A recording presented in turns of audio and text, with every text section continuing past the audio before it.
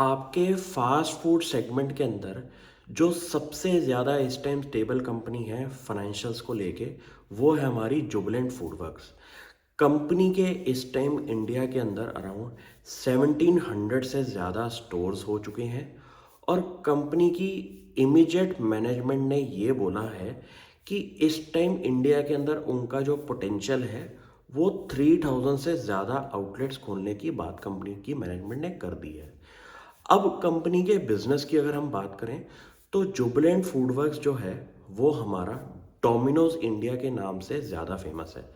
लेकिन इस कंपनी की अगर हम हिस्ट्री की बात करें तो आपने नोटिस किया होगा कि ये कंपनी बहुत ज़्यादा स्ट्रगल कर रही थी इंडिया के अंदर एक्सपेंशन के अंदर, क्योंकि जो भी सिटी के अंदर अगर वो अपना आउटलेट खोलते थे उसकी ऑपरेशनल कॉस्ट इतनी ज़्यादा होती थी कि कंपनी के फाइनेंशियल्स के अंदर आपको ग्रोथ के जो नंबर्स हैं वो दिखाई नहीं देते थे। लेकिन एक फूड बिजनेस एक ऐसा बिजनेस है जिसके अंदर आपका कुछ सालों के बाद अगर ब्रांड बन जाए और इंडिया जैसी ज्योग्राफी के अंदर आपके एक्सपेंशन के अंदर हर सिटी के अंदर 2 या 3 से ज़्यादा आउटलेट्स आ जाए तो उसके अंदर आपको एक ऑपरेटिंग लिवरेज का फ़ायदा मिलता है। लेट सपोज कोई छोटी टीयर 2 सिटी के अंदर आज से 5 साल पहले डोमिनोज के सिर्फ एक स्टोर था। उस स्टोर को फूड प्रोवाइड करने के लिए कंपनी का एक ट्रक जाता होगा। लेकिन अब उस सेम सिटी के अंदर अगर आपका डोमिनोज के 5 या 6 स्टोर्स खुल जाएं तो आप सोचिए कि कॉस्ट ऑफ बिजनेस करने के लिए उस सिटी के लिए डोमिनोज का खर्चा जो है वो कितना कम हो जाएगा। तो यही होता है एक ऑपरेटिंग लिवरेज के अंदर कि आप अगर किसी सिटी के अंदर एक्सपेंशन कर चुके हो और आपका उस सिटी के अंदर अगर इतने आउटलेट्स खुल जाएं कि आपकी कॉस्ट ऑफ डूइंग बिजनेस जो है वो इतनी कम हो जाए तो आपके फाइनेंशियल्स के अंदर डायरेक्ट इम्पैक्ट इन चीज़ों का आता है। तो यही अब सडनली कंपनी के फाइनेंशियल में दिखाई दे रहा है कि कंपनी के एबिटा मार्जिन हमारे इस टाइम 24% से ऊपर के हैं। पैट मार्जिन इस टाइम कंपनी के अराउंड 9% से ऊपर के हैं और कंपनी को इन चीज़ों का डायरेक्ट बेनिफिट अब मिल रहा है। कंपनी की रीसेंट स्ट्रेटजी जो है वो है उनकी ऐप डाउनलोड। कंपनी को ये लगता है कि वो जोमेटो स्विगी जैसी कंपनीज को 25 से 28% जो दे रहे हैं उसका बेनिफिट वो डायरेक्टली अपने आप को दे सकते हैं अपनी ओन ऐप की वजह से। तो कंपनी ने अपना जोमेटो स्विगी के साथ भी बिजनेस रखा हुआ है, लेकिन कंपनी अपना मार्केटिंग जो बजट है वो सबसे ज़्यादा कस्टमर्स को अपनी ऐप की तरफ लेके आने की बात कर रही है। और मैंने भी कुछ फूड बिजनेस में जो लोग ऑपरेट करते हैं बिजनेसेस उनसे बात करके समझा कि जोमेटो स्विगी आपका 22 से 28% का मार्जिन लेती है फूड पे। तो आप अपना बिजनेस इतना प्रॉफिटेबल ग्रोथ नहीं कर सकते अगर आप सिर्फ अपना जोमेटो स्विगी के साथ लिस्टेड रहें। तो कंपनी की स्ट्रेटजी जो है अपनी ओन ऐप की वजह से मुझे काफ़ी ज़्यादा बढ़िया लगती है, क्योंकि अब जो 25 से 28% का उनका जो मार्जिन जा रहा था पहले वो अब कंपनी का इन हाउस आ जाएगा। तो ये भी एक बढ़िया स्ट्रेटेजी है। प्लस कंपनी का जो एक्स्ट्रा लीवर मैंने जोड़ा है इस कंपनी के साथ वो है उनका फ्रेंचाइज मॉडल के अंदर एडिशनल नेम्स जो कंपनी अब ऐड कर चुकी है।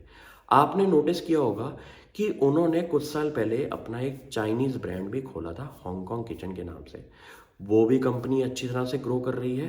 प्लस कंपनी ने रिसेंटली बेंगलोर लोकेशन के अंदर पपॉय ब्रांड भी इंडिया में लेके आ चुकी है।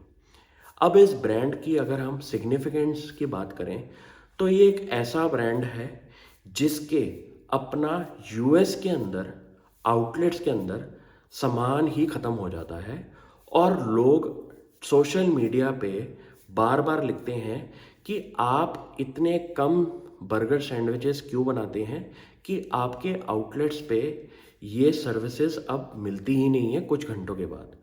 तो ये यूएस का एक बहुत रिनाउंड ब्रांड है जिसकी इंडिया के अंदर अब एंट्री हो चुकी है और अभी सिर्फ इंडिया के अंदर 8 आउटलेट्स हैं। तो डोमिनोज जो है वो एक सस्टेनेबल बिजनेस है और सस्टेनेबल बिजनेस से जो कैश आ रहा है उसको कंपनी यूज़ करके हमारा डिफरेंट डिफरेंट फ्रेंचाइजेज जो हैं उन पे इन्वेस्टमेंट कर रही है।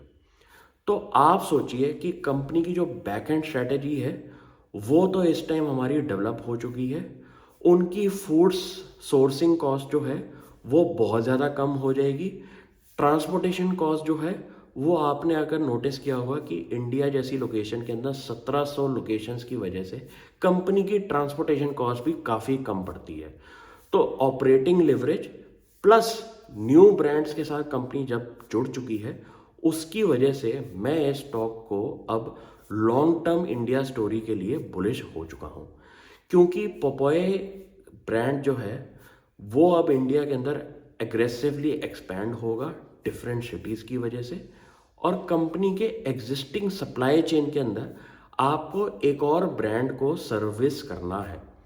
तो मुझे अब इस कंपनी के पपोए ब्रांड को एक्सपेंशन करने के लिए जो मार्केटिंग कॉस्ट है वो सिर्फ दिखाई देती है, लेकिन जो बाकी की कॉस्ट है अपनी रॉ मटेरियल वेंडर्स ट्रांसपोर्टेशन को लेके वो काफ़ी कम दिखाई देगी, क्योंकि कंपनी ने जो अपनी सप्लाई चेन पीछे से अपनी बना दी है उसका डायरेक्ट बेनिफिट हमारे न्यू ब्रांड्स को भी मिलेगा। तो आप भी इस स्टॉक को स्टडी करें और इंडिया की ग्रोथ स्टोरी के अंदर आप अगर ऐसे ब्रांड्स जुड़ जाएं जिनका फॉरेन मार्केट्स के अंदर बहुत ज़्यादा ब्रांड रिकॉल हो, तो इंडियन मार्केट के अंदर भी वो ब्रांड्स अच्छे खासे चल सकते। Thank you.